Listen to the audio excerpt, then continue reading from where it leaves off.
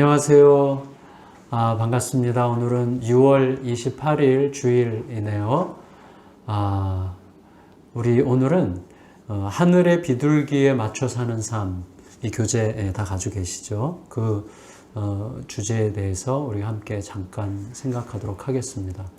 하늘의 비둘기, 다시 말하면 성령님의 별명처럼 우리가 여길 수 있겠는데요. 그 성령님께 맞추어 사는 삶을 생각하게 되는 하루입니다. 많은 목회자들과 또 성도들의 영적 스승이라고 할 수 있는 조나단 에드워드 목사님이 계세요. 그분이 이렇게 말씀하신 적이 있는데요. 각 세대의 모든 성도들에게 주어진 숙제는 그 시대를 향해 주권자 예수님께서 움직이시는 방향을 발견하고 또 그 방향으로 함께 나아가는 것입니다. 이렇게 이야기했습니다. 그런데 우리가 살펴보고 있는 그 누가복음에 따르면 요셉과 마리아는 갈릴리로 돌아가는 길에 아들, 소년 예수님을 예루살렘에 남겨둔 채 떠났습니다. 그래서 예수님께서 움직이시는 방향을 제대로 파악하는 일에 실패했다. 이렇게 말할 수가 있겠어요. 그 결과 하나님께서 예루살렘에서 하시려고 하는 일을 보지 못하게 되었습니다. 예수님이 누구신가 하는 것을 새롭게 알게 되는 가장 중대한 발견의 시간을 잃어버렸던 것입니다. 우리 하나님께서는 말씀하시는 하나님이십니다. 많은 경우에는 성경 말씀을 통해서 말씀하시고요. 또 때로는 우리의 내면 깊숙이 울리는 성령의 속삭이심을 통해 말씀하십니다. 그리고 때로는 마음의 이끌림을 통해서 말씀하시기도 합니다.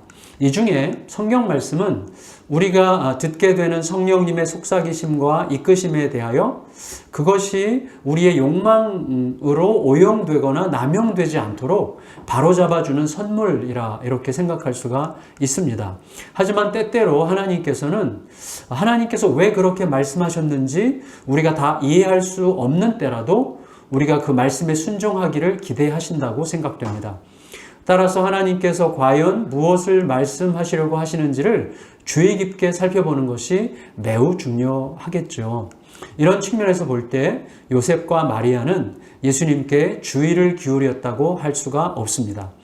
주의를 기울이지 않으므로 예수께서 예루살렘에 남아 계시는 것도 알 수 없었습니다. 어쩌면 예수님은 요셉과 마리아의 그런 마음을 헤아리셨던 것 같고 그 결과 자기가 예루살렘에 남아 계시는 이유를 말씀하시지 않았는지도 모릅니다. 약간 의도적이지 않았을까 우리가 예측할 수 있을 것 같아요.